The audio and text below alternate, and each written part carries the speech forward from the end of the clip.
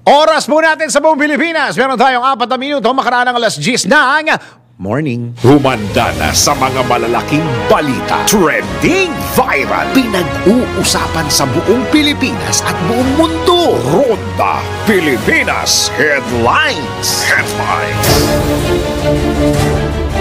Narito na mga headlines sa Ronda Pilipinas.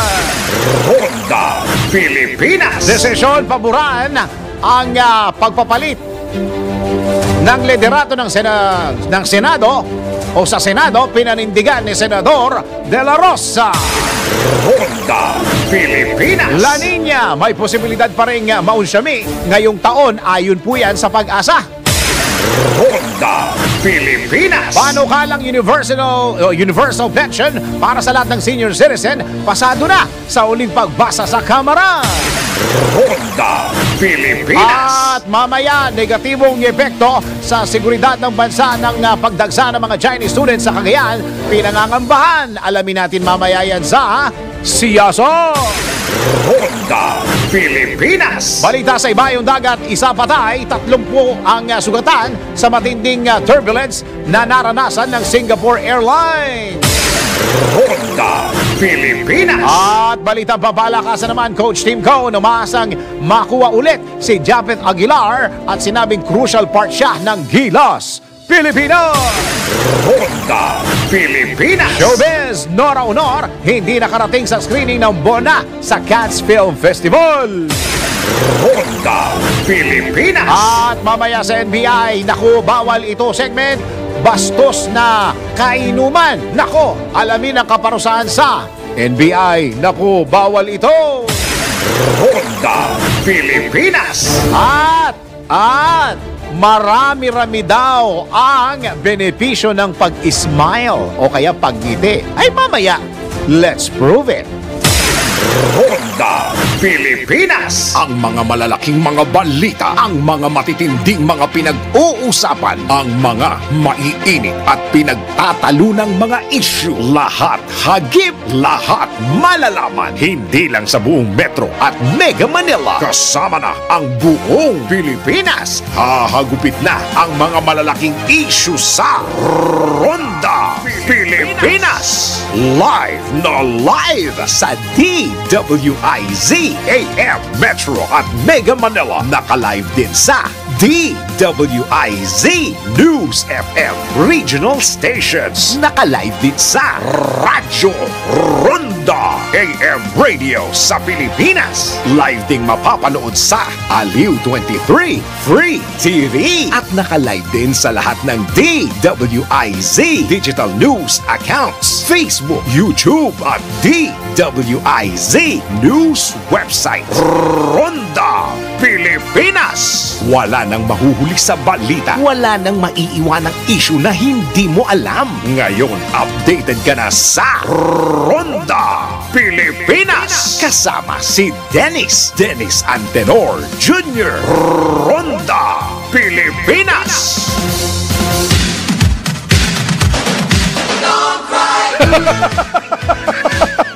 Don't cry. Kayo talaga, oy, alam nyo, tigilan nyo na si Senator Bato, ha? Ang social media ngayon, grabe, ha? Ginagawang meme si Senator Bato de la Rosa. Yung ganon ang ganon. Yung ganon ang ganon sa mukha niya.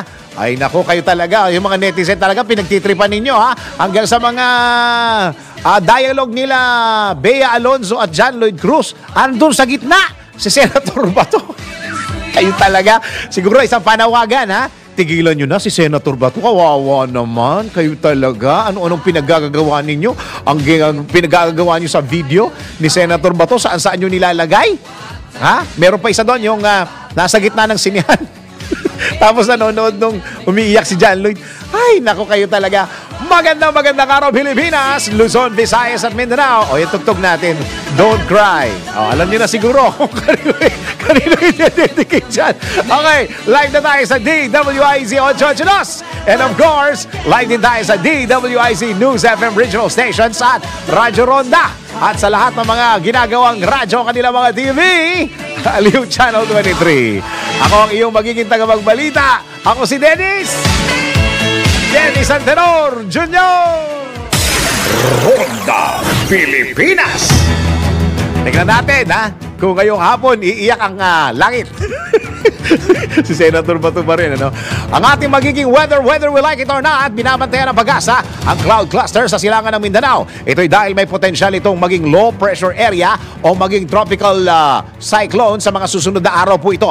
Ayon po sa Pag-asa, ayon kay Pag-asa Weather Specialist Obet Badrina, posibleng mabuo ang LPA bukas po ito, Mayo 23. Maaari rin itong pumasok sa Philippine Area of Responsibility. Dahil dito may potensyal ang LPA na magdala ng pag-ulan sa Visayas at Bicol Region ngayong linggo. Sa oras na maging tropical depression ang LPA na yan, ang pangalan niyan ay magiging Aghon. Ronda Pilipinas. Teka muna, tatanggap muna tayo ng isang flash report. DWIZ Flash Report. Mga magulang, mga estudyante, mga magulang, makinig. Mr. Manginig, makinig. Makinig. Pagbabalik ng dating school calendar, approve na. Kay PBBM, approve na sa Malacanang. Alamin natin ang report ni Patrol 13, Gilbert Verdes. Gilbert, go! Yes, inaprubahan na nga ni Pangulong Ferdinand Marcos Jr. ang pagbabalik ng traditional yung dating school calendar ng mga paaralan. Ito bilang pagtugon na nga sa mga alalahanin ng publiko ukol sa schedule ng klase ng mga estudyante.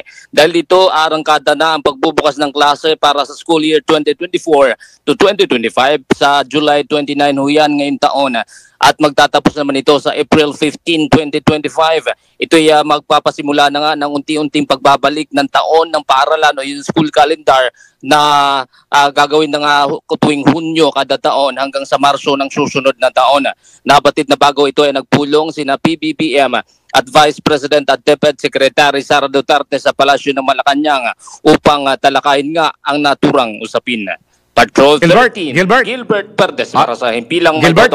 sa DWIZ, nagbabalita ng tama, naglilingkod ng tama. Gilbert, nandiyan ka ba? Yes. Oo, Gilbert, kasama sa anong tawag dito, yung ina-anticipate natin, lalo na yung Saturday classes, na pag-usapan ba yun? Wala pang binabanggit tungkol diyan, basta ang merong binabanggit yung 180 yung 180 mababawasan ng may 15 in-person na klase tuwing Sabado. Yun. Yung pangalawang opsyon at magkakaroon ng 165 days na lang na klase at walang in-person na klase tuwing Sabado. Yung parang isa sa mga option yun. Pero itong ngayong pasukan na to ng July, parang dinadahan-dahan pa lang para sa mga susunod na school year ay maibabalik na yung pinaka-traditional na talaga. Yun. Okay, maraming salamat Gilbert sa balitang yan. Yes, balik sa'yo. Okay, yan po ang isang Flash Report. Kapag may bagong balita, naka-on air, agad-agad, DWIZ Patrol Report. Approve na sa Malacanang, Approve na yung school calendar. Balik tayo sa dati. July to March na tayo ngayon. At merong consideration na Saturday classes. Yan ay face-to-face o pwedeng online. Tingnan natin yung mga susunod na sasabihin ng DepEd dyan dahil nagpulong na po. Sabi ni, according dun sa report ni Gilbert Verdes, nag-usap na ang Presidente at Vice President ng Pilipinas, sa Secretary Sara Duterte. Okay, so approve na. So, aalamin na lang natin kung ilang Saturdays ang meron.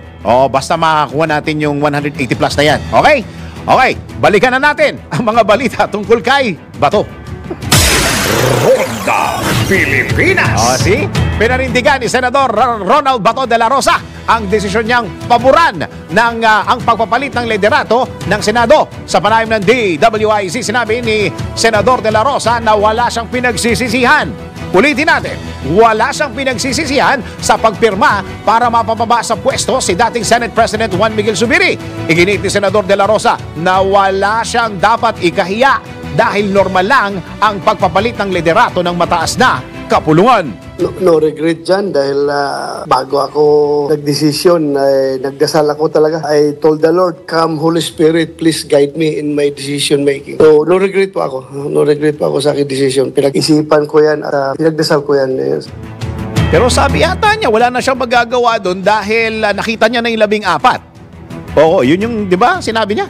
Gayunman, binigyan din ng mambabatas na sumunod lamang siya sa kasunduan ng kanilang partido na PDP na kung ano ang gusto ng nakararami ay yun ang kanilang iboboto. Dahil may usapan kami, we have a covenant with my PDP party mates na majority rules. Kung ang butuhan namin is magiging 2 against 1, obligado yung 1 sumama sa 2. Talagang usapan namin ever since sa lahat ng butuhan namin. So in this case, Senator Tul and Senator Bong ay have decided to go with Chis Escudero. So ako, isa na iwan doon kay Mix. Yan po ang tinig ni Senador Ronald Bato de la Rosa sa panayam ng DWIZ. Ronda Pilipinas. Okay. Sa kaliwat ka ng pag-aanda ng iba't ibang ahensya ng gobyerno, posibleng maunsyami ang La Nina sa bansa ngayong taon. Ito ang ginumpirma ni Ana Solis, Chief Climate Monitoring and Prediction Sections ng Pag-asa sa panayam ng DWIZ. Batay sa monitoring ng Pag-asa, inaasahang papasok ang La Nina sa Agosto hanggang Oktubre ng kasalukuyang taon. Gayunpaman, nananatiling itinaas ang Pag-asa ang La Nina Watch Alert at posibleng makaranas pa rin ng mga pag-ulan ng Pilipinos. Ngayon po nakataas pa rin po yung La Nina Watch ng DOST Pag-asa since March. So ibig sabihin po ay hindi pa po La Nina Watch pa lang sinasabi ng mga model kung sakaling matuloy ang La Nina ay mga around August, September, October season. So yun po yung possible po. Pero sa ngayon, since watch pa rin po ito ay usually po may possible din po na pwedeng matuloy, pwedeng hindi matuloy ang La Nina habang nasa La Nina Watch pa rin po tayo. Inihayag pa ng Pag-asa na nasa transition period na ang bansa mula sa tag-init patungong tag-ulan. Kaya nasa decaying stage na itong tinatawag nating El Nino, pero yung pong impact sa mga ibang bahagi ng ating bansa, inaandun pa rin. So meron pa rin pong mga areas na nakakaranas ng kukunti yung pag-ulan or yung walang ulan or meron pa din pong mga maiinit yung ating temperature or matataas pa rin yung mga discomfort level dun sa ibang lugar. So andyan pa rin po yung tinatawag na REM na epekto ng El Nino. Dahil dito umapila si Soli sa publiko na magtipid ng tubig dahil sa patuloy na pagbaba ng level ng tubig sa Angat Dam. Well, payo po natin sa ating mga kababayan. So, ingat pa rin po tayo. So, yung ating pong mga kababayan din po ay magtipid pa rin po sa tubig dahil sa ngayon po ay nandyan pa rin yung banta na bumababa po yung ating tubig sa may Angat Dam, although manageable naman po. So, maganda pa rin po na magtipid pa rin tayo ng tubig dahil it will take time para makarecover pa din po yung water level natin sa Angat. And sa ngayon po ay hindi pa officially yung pagpasok ng tag-ulan. Ayan, so hindi pa opisyal. Pero sinabi rin ng Pag-asa na may 2 bagyo papasok, di ba? Sa buwan ng Mayo. Oo, sila nagsabi nun eh. Oo, pero tama ho yung sinabi ni Madam Ana na dapat ho ituloy-tuloy yung pagtitipid natin sa tubig, ha? Hindi porke nandiyan na yung La Nina, hindi na tayo magtitipid. Sabi ho ng Pag-asa, baka hindi matuloy eh. Yan ang tinig ni Ana Solis, Chief Climate Monitoring and Prediction Sections sa Pag-asa sa panayam ng DWIZ. Si Dennis Antenor Jr. Ronda Pilipinas. Samantala, tanggap tayo ng report. Ha? Bakit? PBBM wala daw hiniling. Akala ko wala siya doon. Yung pala walang hiniling. Yun. Wala daw hiniling sa bagong Senate leadership sa dinner sa Malacanang kagabi. Sino-sino kaya nagpunta sa dinner kagabi? Ang alam ko si Senator Nancy wala doon. Alamin natin ang report ni Patrol 19 na Sally Ortega Bueno. Ate Sally, go! Very light and casual. Ganito ay sinalarawan ni Senator Grace po ang dinner nila kagabi sa Malacanang kasama sina Pangulong Bongbong Marcos Jr. at unang ginang Lisa Araneta Marcos. Ayon kay Senator po, walang anumang hiniling ang Pangulo sa bagong liderato ng Senado. Maging si Senate President Chis Escudero at Senate President Pro Tempore Jinggoy Estrada ay nagsabi na walang napag-usapan ukol sa mga priority bills at hindi rin natalakay ang investigasyon ng Senado sa PDEA leaks. Ayon kay Escudero, Escudero, matagal na ang imbitasyon ng Malacanang para sa dinner kagabi. Ilang beses na anya siyang di nakadalo sa mga naunang imbitasyon ng palasyo. Samantala, nagpahayag ng suporta si Pangulong Marcos sa bagong liderato ng Senado. Dumalo sa dinner ang mga senador na sumusuporta kay bagong Senate President Escudero. Sa grupo naman ni dating Senate President Mig Zubiri, tanging dumalo ay Senator Loren Legarda at Sherwin Gatchalian. Ito sa Patrol 19, Sally Ortega Bueno, para sa impilang metodong lakas sa DWIZ. Nagbabalita ng tama, naglilingkod ng tama. Kapag may bagong balita, naka-on air, agad-agad, DWIZ Patrol Report. Ay, sandali. Pakilabas mo nga yung picture ulit. Yung picture ng mga nag-dinner kagabi sa Malacanang. Bilangin. Hindi lang yung mga senador, ano? Andyan din yung mga asawa nila. Oh. Tama? Oh, yung mga asawa nila yung nakaupo sa hilera ng mga girls, di ba? Andun lang si Senator Cynthia Villar, Senator Cayetano, at si Senator Loren Legarda. Oo, pero yung iba na, nandun din si Congresswoman o Mayor Lani Mercado. Medyo malayo sa akin yung monitor. Sino yung naka-blue doon? Yun doon sa kanan. Sino yun? Pakititigan mo nga. Hiyas. Villar. Manny Villar. Yung naka-blue. O, doon sa mga nanonood sa TV, sa Aliw Channel 23, pwede nyong, makita si Senator Manny Villar pala yun. Ayan. Send mo nga sa akin yan. Send mo nga sa akin yan. Picture of 1,000 words. Ika nga. Okay, sige. Tuloy ang mga balita. Ronda Pilipinas. Okay.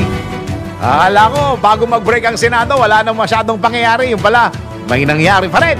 Pinawi ng pag-asa ang pangamba ng publiko sa posibilidad na umabot sa critical level ang Angat Dam. Sa panayam ng DWIZ, sinabi niya Pag-asa hydrologist Elmer Karingal na batay sa kanilang pagtaya, hindi nila nakikita nga aabot sa 160 meters ang critical level ng nasabing dam. Paliwanag ni Karingal, bahagyang mataas ang level ng tubig sa Angat Dam bago pumasok ang El Nino phenomenon sa bansa. May time na umabot po siya na below the 160. But sa ngayon po, hindi po namin nakikita na posibleng umabot po siya sa below 160. Binigyan din pa ni Karingal na huling linggo pa ng Hulyo, unang linggo ng Agosto, ang tinatayang recovery period ng Angat Dam. May El Nino man o wala, habang nasa recovery rate ang water level sa San Roque, Pantabangan at Magat Dams. Kahit po medyo may El Nino or wala, ang talaga pong recovery period ng Angat Dam or yung pagtaas niya is July. Last week of July, first week of August, doon na po siya unti-unting tumataas. Yan po ang tinig ni Pag-asa hydrologist Elmer Karingal sa panayam ng DWIZ. Ronda Pilipinas. Samantala, negatibong epekto sa seguridad ng bansa ng pagdagsa ng mga Chinese students sa Cagayan, pinangangambahan. Narito po ang isang malalimang siyasat special report. Malalimang pag-alam ng mga detalye para maitama ang mga maling balita sa siyasat. DWIZ Investigative Report. Lumutang ang mga pangamba sa libu-libong Chinese students na nag-aaral sa mga universidad sa probinsya ng Cagayan. Kaugnay nito ay nabunyag ang 2 milyong pisong bayad umano sa kada kurso ng bawat Chinese student. Kaya naman, isinulong ni Cagayan Representative Joseph Lara ang investigasyon sa anya'y kahina-hinala at nakakaalarma ng pagsirit ng bilang ng mga estudyanteng Chinese sa kanilang lalawigan. Iginiit ni Congressman Lara ang panganib na dulot sa pambansang seguridad ng Pilipinas ng sitwasyon sa West Philippine Sea at ang strategic geographical location ng Cagayan ng tila pagdagsa ng mga Chinese students sa kanilang lugar. Binigyan din naman ni Cagayan Governor Manuel Mamba na maraming universidad naman sa kanilang lalawigan ang sadyang magagaling. Nilinaw rin ng gobernador na hindi naman libo-libo tulad ng napaulat, kundi nasa halos 500 lamang ang Chinese students na naka-enroll sa isang universidad sa Cagayan. Umalma si Governor Mamba sa report na diploma mill sa lalawigan. Sasabihin may diploma mill dito po sa Cagayan, you are destroying the reputation of our schools here and our universities. We are very competitive dahil po, sa totoo lang po, mga top-notch po mga namin dito. Gaganda ng passing rate at lahat. Tapos ganyan ang sasabihin ng mga taong ganyan. Wala ho kaming diploma mill dito sa Cagayan. Iginit pa ni Governor Mamba na wala silang diskriminasyon sa probinsya kung saan welcome ang lahat. Wala hong hindi welcome dito sa amin. Mapa-komunista yan, mapa-sosyalista yan, mapa-monarchy yan, kahit saan galing po sa lupalop ng mundo. But, you know, ang court po niyan, ang gatekeeper po niyan is the immigration. Sila po ang gatekeeper niyan. Di naman ho kami, basta kami, we play host and we will see to it na walang masasabi mga turista at mga foreign students namin, how we treat them yan. Hindi ho kami nagdi-discriminate ng kahit kanino.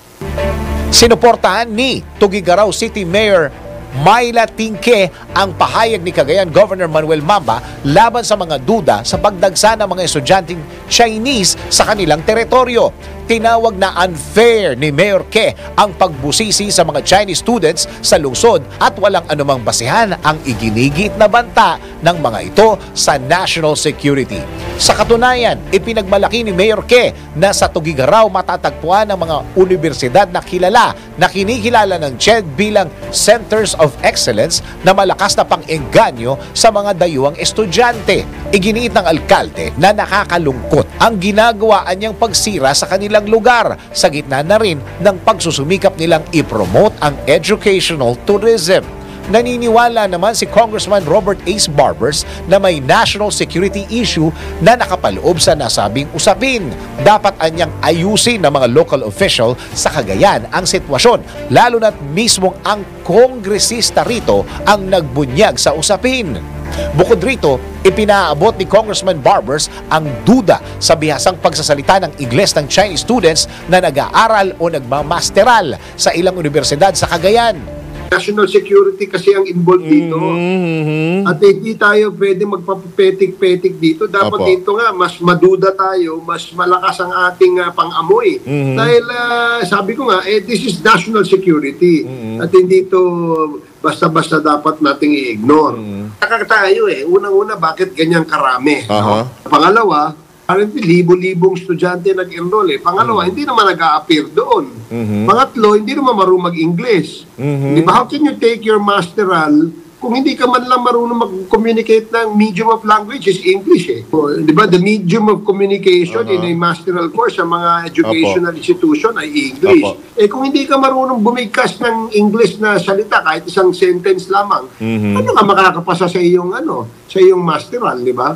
Samantala, umalma naman ng Chinese Embassy sa animoy malisyosong akusasyon hinggil sa umano'y pagtaas ng bilang ng mga estudyanteng Chinese nationals sa Cagayan. Sinabi ng Chinese Embassy na walang basihan ang akusasyong malalagay sa panganib ang seguridad ng Pilipinas dahil sa presensya ng Chinese students na anito'y malisyosong panlilinlang para paigtingin pa ang galit sa China. Pinalutang din ng Chinese Embassy ang posibleng pagbuhay sa Pilipinas na tinawag nitong McCarthyism na anito'y isang political oppression at persecution ng makakaliwang individual kaya't kailangan nitong mabantayan at malabanan. Para sa siyasa team, mas mabuting mabusisi ang tunay na intensyon sa pag-aaral ng mga Chinese students sa ilang universidad sa Cagayan, lalo pat lumulutang ang isyu ng national security. Kung tunay namang walang bahid na anuman ang pag-aaral ng mga nasabing Chinese nationals sa lalawigan, tiyak namang lalabas din ang katotohanan ng sadyang malaking tulong ang mga Chinese students para mapayabong ang turismo ng Cagayan. Sa ngalan ng siyasa team, ako si Dennis Antenor Jr., nagbabalita ng tama, naglilingkod ng tama. Ikalat ang tama, ikalat ang totoo. Follow these reports on our DWIZ digital channels, DWIZ News website, Facebook, YouTube, and DWIZ X account. Ang tama ang dapat ikalat sa Siyasat DWIZ Investigative Report. Ronda Pilipinas. Teka muna, may greetings muna tayo. Meron ho kaming staff dito sa Manila na pumunta ng DWIZ News FM Cebu. Ayan, okay. Nandyan po sa ngayon sa Cebu. Andyan po si Papa Noli de la Cuesta, yung aming sales director. Siyempre, kasama niya si Cristel Subarba. Ayan, nagpunta sila dyan, ha? Oh, yan. Doon sa mga taga Cebu, baka hindi nyo pa kilala si Papa Noli. Pag nakakita kayo ng matangkad, ha? Guwapo, yung mukhang mabango, ha? Tapos mukhang mistiso. Hindi siya yun. Ha? Ulit.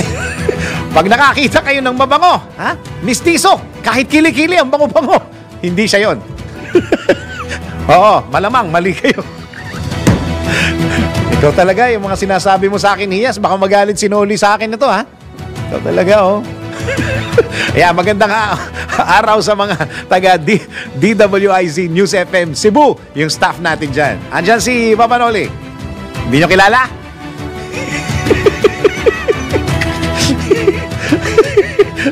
Ay, Papa Noli.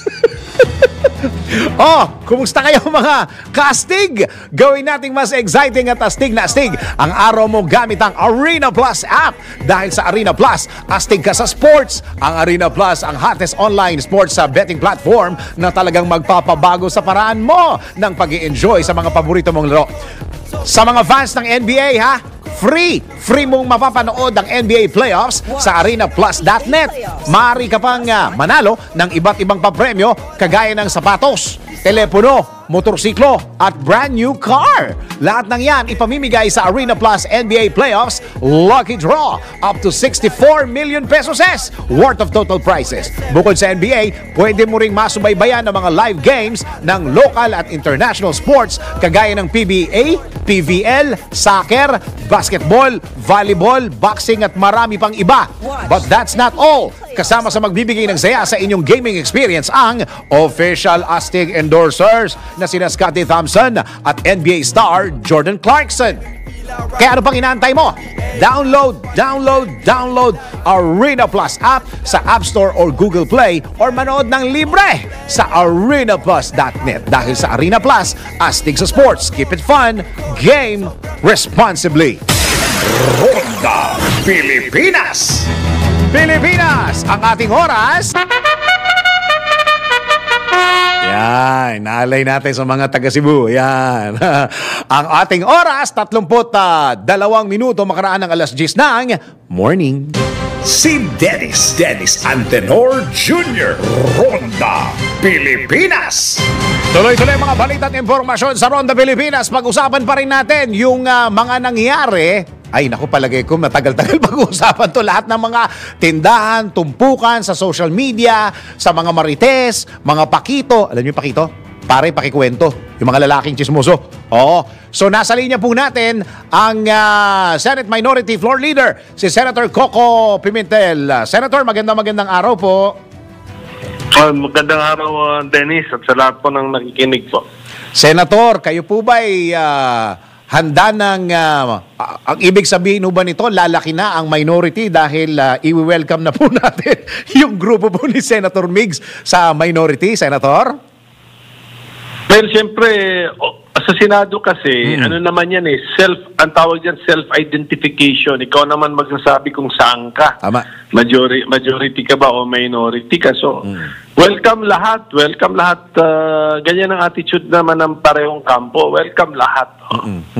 Yun po bang napag-usapan? Though, ang sabi ho ni Senator Bato kaninang umaga sa programa ni John Ibanez, meron ng ugong-ugong dyan sa palitan sa liderato ng Senado January pa. Pero talagang sobrang ugong po pagkatapos po ng ongoing na PIDEA leak sa hearing ni Senator Bato Thursday. Kaya yung kumbaga very critical na yung mga days ng Thursday, Friday, Saturday, Sunday, kayo po ba as part of the minority, kayo po ba naramdaman nyo rin po ang mga pagkilos na ito, Senator?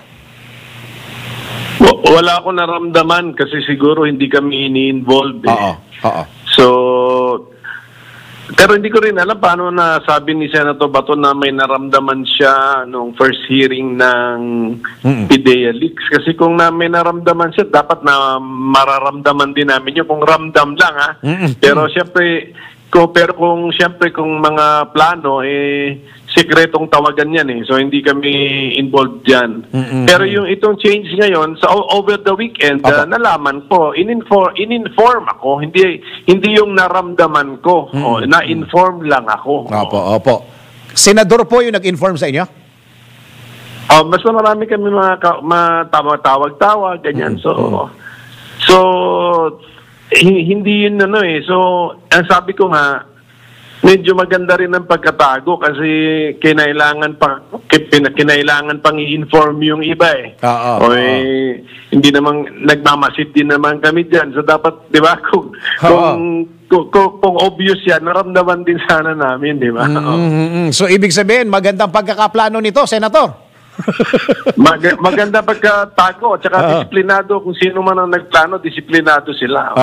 Sinabihan na walang magsasalita at walang magpaparamdam. Kasi kayo sa minority, hindi nyo nalaman hanggang pagka yung sinabi nyo hong weekend. Ano yung weekend na pinag-uusapan natin? Saturday or Sunday? Hindi ko alam kung Saturday o Sunday yun. Basta Monday yung pagbabago, di ba? Kaya so, yun lang. So, meron ka na isang araw lang ata.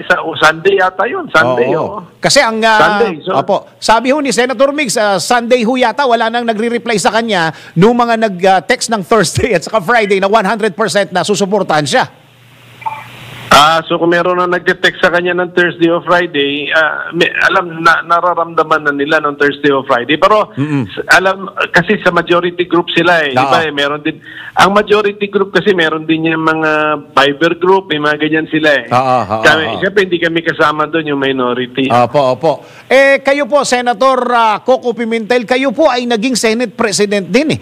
Pag-usapan ho natin yung powers that be na sinasabi po ni Senator Mig Zubiri sa kanyang speech. Gaano ho ba kalaki yung impluensya at yung power ng Senator nung powers that be na yun sa labas, outside of the Senate? Sometimes kasi mga powers that be, siguro yung mga supporter lang yan ng supporter ng presidente, ganyan. So hindi naman actually yung mas mataas sa kanya. Number 3 na kasi ang Senate President, di ba? So, ang number 2, Vice President. Ang number 1, Presidente. Sometimes powers that be, yung mga supporters nito, mga to, yun siguro ang mga nagbibigay ng mga advice. Sometimes, hindi naman alam yung number 1 o number 2 na nagbibigay din ng advice itong mga to. So, ibig sabihin, not necessarily ni Malacanang ito, Senator? Not necessarily, pero hindi ko kasi alam kung anong experience kasi anong personal experience ni SP Mig Zubiri. Hindi ko alam eh. Tinawagan ba siya? Sino ba yung sinasabi niyang wina-warningan daw siya? Sino ba yung mga yun? So, hindi ko rin alam eh. So, sometimes, baka yung warning o yung payo sa kanya, baka personal opinion lang ng tao na nadikit din sa mataas, gano'n. So, pero not necessarily na authorize yun ng taas, di ba? Quoting, ang sabi ho ni Senator Mig Zubiri, merong parang mga directions o parang instructions na hindi siya nasunod at pinakinggan. Parang gano'n ang sinasabi ni Senator Zubiri. Senator Yan, mahirap na mag-comment dyan kasi wala tayo ron eh. Hindi natin narinig yun, hindi tayo nakikinig yun. So, siya na lang po yung tanongin natin sa detalye. Kung gusto pa niyang pag-usapan ito, pero ang advice ko kasi sa lahat na ng senador, i-accept na namin yung realidad kasi ang rules naman namin, basta't may 13 kang supporter, Kasama sarili mo yun. Kasama sarili mo. So, actually, kailangan mo lang 12 kasi isama mo na sarili mo. Di 13 na kayo yung grupo. Ikaw na ang Senate President. Ganun ang rules namin eh. Opo. Senator Coco, di po ba kaibigan nyo si Senator Bato? Siya po ba yung nag-open sa inyo kahit paano? Hindi siya nag-open sa akin eh. Pero sasabihan ko nga Senator Bato mamaya na kaibigan pa rin kami kahit anong mangyari siya. Ngayon kasi parang ipit na ipit si Senator Bato ngayon eh. So kung ang pakiramdam niya wala na siyang kaibigan sa Senado, ako nandun pa. Ako'y kaibigan ni Senator Bato. Meron akong utang na loob diyan kay Senator Bato. Okay. Sa bagong leadership po ni Senator Chis Escudero na parang hindi na ako pupunta doon. Ano ho ang palagay po ninyo na future o ano magiging susunod na hakbang ng Senado ngayon sa leadership po ni Senator Chis Escudero? Sa tingin ko mag-focus na lang siya dun sa sa priorities na identified ng presidente ng Pilipinas at saka identified ng Kongreso. Yung buong Kongreso may priorities kasi ang Senate at saka House, then may priorities din ng Malacanang. Tapos idadagdag niya diyan yung kung ano man sasabihin na sa SONA ng presidente. So kasi wala nang oras eh. Wala nang oras, mag-focus na lang siya kung saan merong agreement, no? Kasi pag nasa listahan ka na ng LEDAC, yung LEDAC, ibig sabihin ng Legislative Executive, ano ba yung letter D doon? Tapos yung coordinating committee yan eh. So, ibig sabihin nun, meron ng agreement doon, di ba? So, tama. Hindi lang ito opinion ng isang tao, opinion dito ng mga institusyon. Kaya, yun na lang, wala ng oras, 1 more year to go. Tapos may mga breaks pa yan. Hindi naman yan isang buong taon na puro lawmaking eh. May mga breaks po tayo. So, konti na lang ang oras. So, yun na. Ayun siguro, yan ang aking pakiramdam eh. Very experienced naman yan si SP Chis na lawmaker eh. So, most likely, mag-focus na lang po yan doon sa mga priorities. Oo, kasi dito sa aking telepono rin, ako'y nagre-research ng konti, ito palang People's Initiative, against din pala dito si Senator Chis Escudero, Senator Coco. Correct. Oo. Against siya doon sa People's Initiative and then against din siya sa any form of chacha sa ngayon. Correct. Very vocal siya doon at nagsabi talaga siya sa lahat ng interviews niya na hindi niya masyadong type yung charter change. Correct. So malalaman po natin ito. Parang ang gagawin po natin ngayon ay let's just wait and see at malalaman natin kung meron ngang powers that be sa labas sa mga susunod na mangyayari po sa Senado. For example, kung ibabalik pa yung mga People's Initiative na yan, yung mga issue na, alam nyo na, Senator, so let's just wait and see. Mapapatunayan lang natin yan sa mga susunod na magiging desisyon nitong bagong liderato ng Senado, Senator Coco. Correct. Ano naman makikita naman natin kung ano man yung plano ni yung bagong SP si Chis Escudero sa mga susunod na panahon. Kasi ang bilis nung pangyayari, yung speech niya medyo general din so malalaman na lang natin sa mga susunod na panahon ano ba talaga ang plano niya as the new Senate President. Opo. Last na lang po ito, Senator Coco, pinakikinggan ko po yung speech ni Senator Mig Zubiri. Para siyang para siyang may tinatawag na balancing act. Kasi kailangan din niyang asikasuhin kung anong gusto ng mga senador, kailangan din siya makinig sa labas na puwersa. Kumbaga, balancing act pa rin, Senator, no? Kasi political office kasi, number one, bago ka maging senador, magpapahalal ka sa taong bayan. Then bago ka maging Senate President, pinili ka ng mga kasama mo. So, lahat yun, ibabalansi mo, di ba? Yung pumili sa iyo ng mga kasama mo, lahat ng request nila o interest nila, concerns nila, issues nila, problema mo yun. And then, siyempre, sinalal ka rin ng taong bayan, nakikinig ka rin. Ano ba sentimento ng taong bayan? Dapat panindigan mo rin yun. Okay, so that is the nature, Dennis, of a political office. Ganun talaga. Opo, tama po. Okay. Senator, maraming salamat po sa oras na binigay niyo sa DWIZ. Anytime po, anytime. Thank you very much. Salamat po. Senate Minority Floor Leader, Senator Coco Pimentel. Ronda Pilipinas. Medyo mahaba pa yung usapin na yan. Pero tama. O yan, may panawagan si Senator Coco kay Senator Bato. Kaibigan mo pa rin daw siya. Kahit ano daw mangyari. At pwede kang makipag-usap sa kanya. Ayan. Message yan para kay Senator Bato de la Rosa. Samantala, sa mga taga Albayanon sa Bicol, Happy Magayon Festival.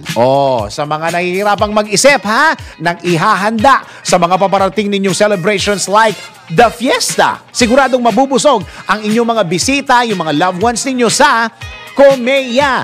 Mapa-anniversary, birthday o simpleng merienda, tiyak mabubusog ang pamilya sa Comea Bihon, Comea Palabok at Comea Sotanghon. Lahat ng selebrasyon kasama ng mga fiesta na yan, mga birthday, anniversary, sasaya basta't busog ang buong pamilya at mga bisita. Ibig kong sabihin, Comea 3Q Bihon. Ay naku, masarap talaga. Ronda Pilipinas. Ready na ba kayo? Mga ka-Bingo Plus sa ating DWIZ Bingo Plus numero panalo!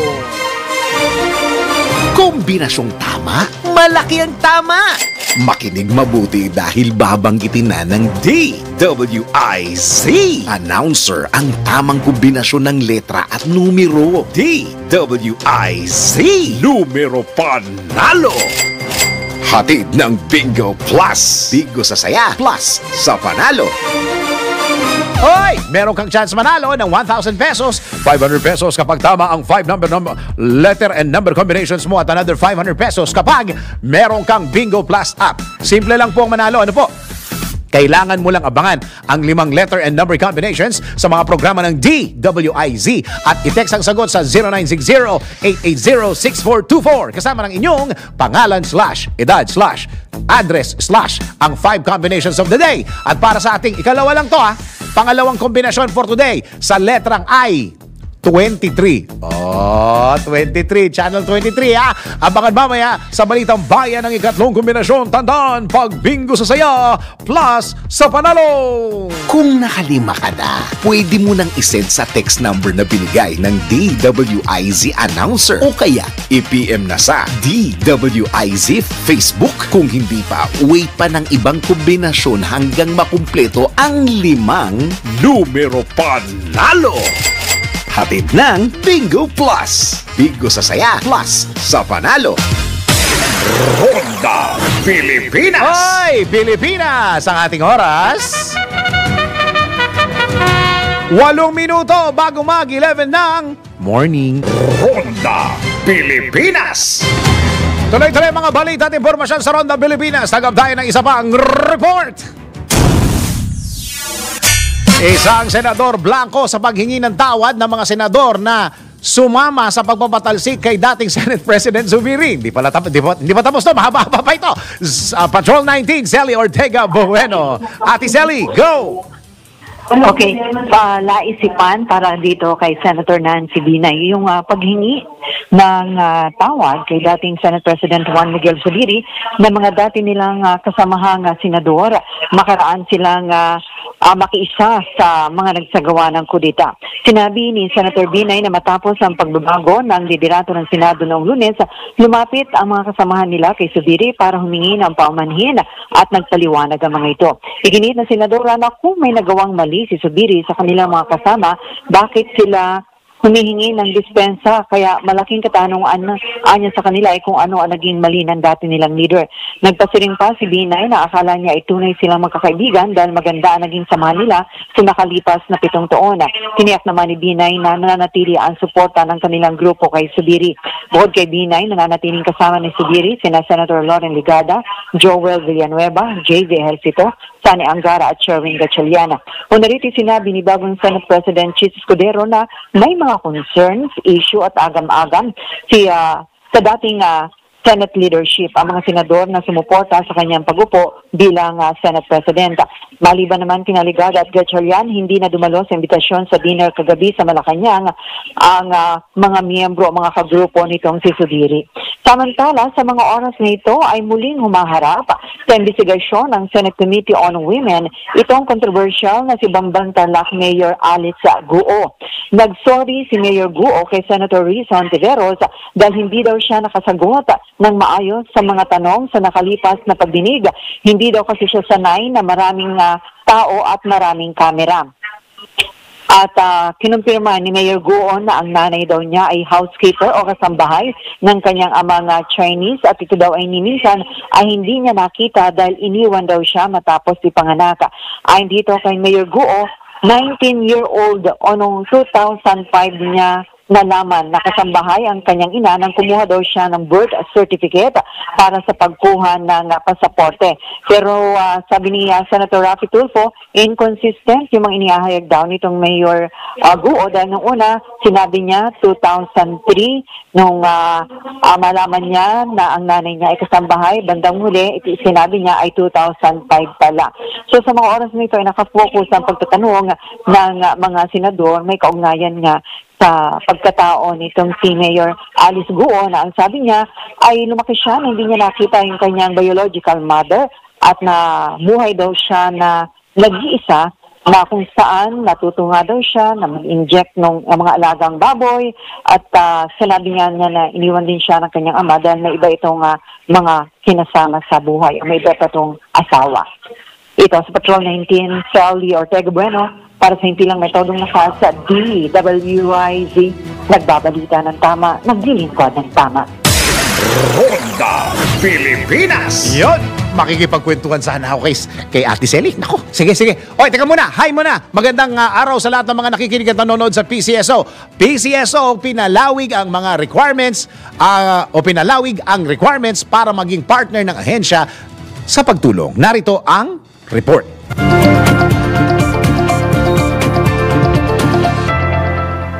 Pinalawak at pinadali ng Philippine Charity Sweepstakes Office o PCSO ang mga requirement o kailangang isubmit na dokumento para maging partner agency ng ahensya. Ayon kay Jerusa Arnante Homo, Division Chief ng Charity Assistance Department, mas simple na ang kanilang pagproseso at lahat ay pwedeng i-access online. Pakinggan natin ang kanyang pahayag. Very basic lang naman. Siyempre, meron po silang application form na dapat na-fill up ang lahat yun. And then all the other documents na sabi ko nga, madali siya dahil available na dapat ito sa kanilang agency. It's a matter of, photocopying and isa-certify na true copy talaga siya. Yun lang. And then once it's submitted, yung aming team po is given actually 10 days to work on the recommendation.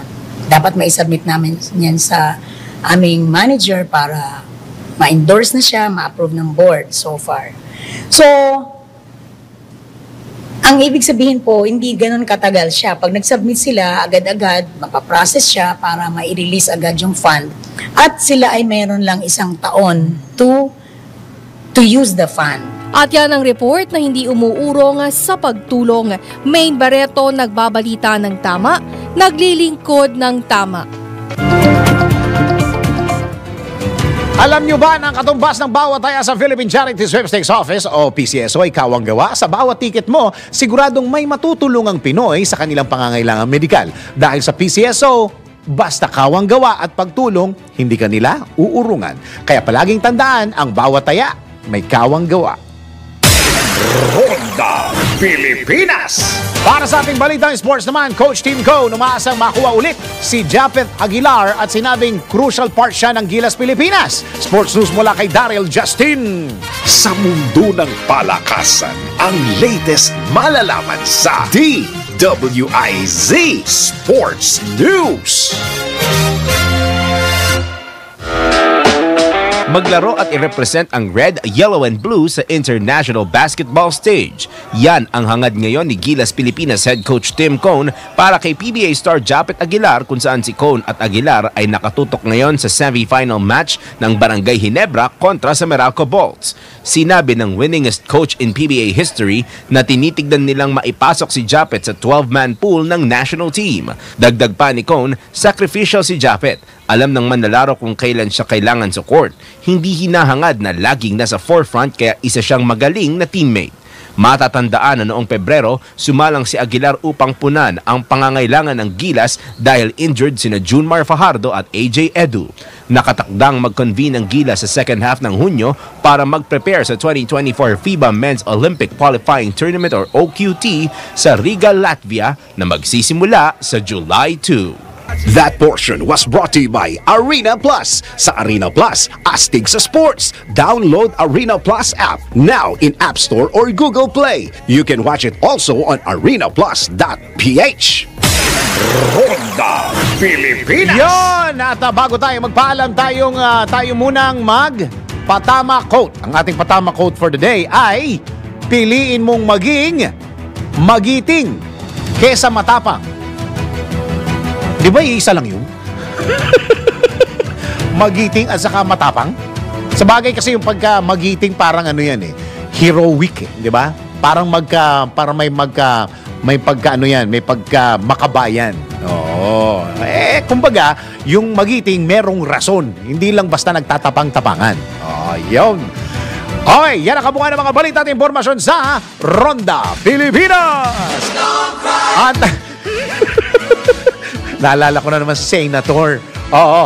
Antabayan na po ang susunod na programang Yes, Yes, Yo Topacio with Attorney Ferdy Topacio and Miss Juvie de Guzman. Maraming salamat, Pilipinas. Ako ang iyong naging tagapagbalita. Ako si Dennis Antenor Jr. Nagbabalita ng tama, naglilingkod ng tama.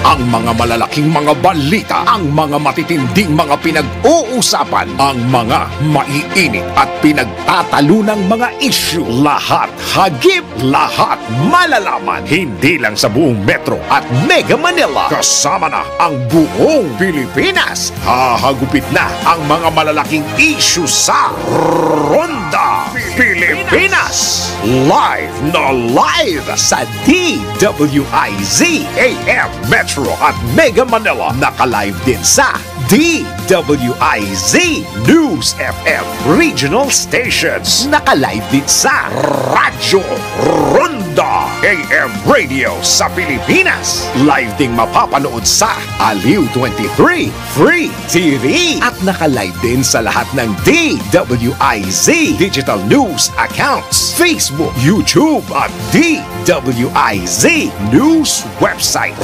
Ronda Pilipinas. Wala nang mahuhuli sa balita. Wala nang maiiwanang issue na hindi mo alam. Ngayon, updated ka na sa Ronda Pilipinas. Kasama si Dennis Antenor Jr. Ronda Pilipinas. Monday to Friday, 10 a.m.